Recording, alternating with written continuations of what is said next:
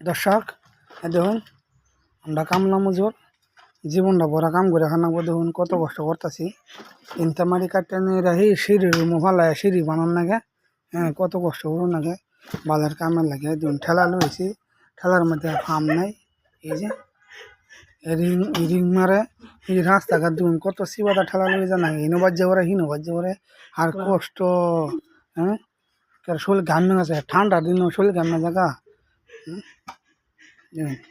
এই যে এদিক দিয়ে যাইব